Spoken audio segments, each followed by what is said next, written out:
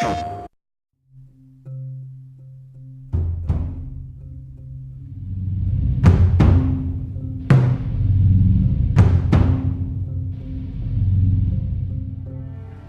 really want to make sure that there's that contrast between the negative space and then the high tension spikes. You need the exploration, you need the scavenging, you need something to say like, okay, I'm setting a certain tone and a patina here so that then we can contrast that with some stark changes. We need the intensity to strike a different chord. That only works if you have the negative space to play off of. We wanted you to be forced to make some choices in the world that showed how depleted the resources were. You know the drill. Look around, see if there's anything we can use. And we really wanted to give you a reason to go explore this space.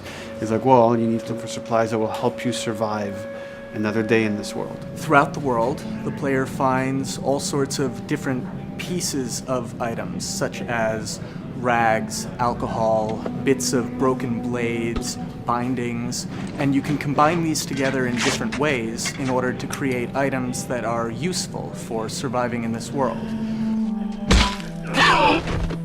Some items in the recipes require the same combinations of things or the same types of resources. So you have to make this choice. Do I want to go offensive with it? Do I want to go defensive with it? I can find a bottle of alcohol and some rags and I can create a Molotov cocktail from it. That's going to help me take out a couple guys if I use it appropriately.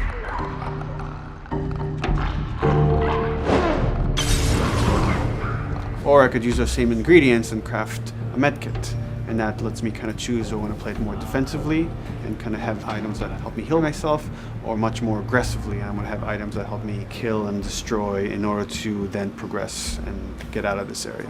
Molotov and medkit are not the only ones that have these interesting overlaps. You can craft a shiv out of a binding and a blade so that you can sneak up behind somebody and take them out more quickly and more quietly, or it can be used to jimmy open locked doors.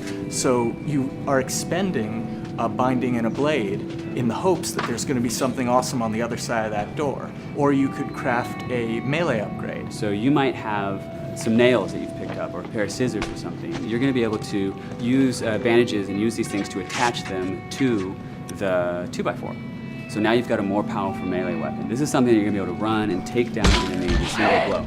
Alternatively, you can use those same type of nails to make a bomb. This is something you can place in the world, and they're going to be able to trigger it.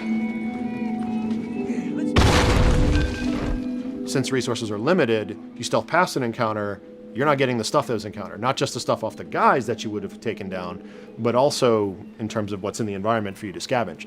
So you have to balance that risk versus reward, but it's definitely all a part of the choice. And sometimes the world doesn't give you a choice. Sometimes the battle breaks out in a way you didn't expect, and you have to make decisions, like in the moment. So that's another reason why we did the whole crafting system live. We didn't want the player to have to scroll through a long list of different items. We wanted it to be the absolute minimum amount of button presses. The thing that I hate about any game's UI is when it pulls you out of the game for too long. So that was a challenge to reduce it all to like that half of a screen. And you want to see Joel, you want to see like what's going on around him and be aware of what's happening so you don't have an infected run up on you and start beating on you when you're crafting shivs and stuff. So we needed to make it streamlined and fast enough that you felt like you could take just that moment and be able to craft that thing that's going to mean your survival in the next 30 seconds or your failure to survive.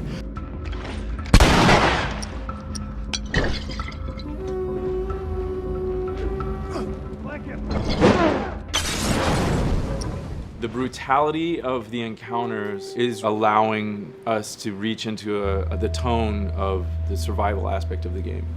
When something comes up in their way, whether it's a human or infected, then Joel and Ellie, you hear them whisper to each other and you see their animations change. Everything, their whole demeanor reacts to the scenario in front of them. And that's the same feeling we want you to have when you're holding that joystick. It's just like, oh, okay, what do I have in my inventory? How many are there? Where are they at? Locate them and try to figure out, okay, what are we gonna do? Joel, there's something over there.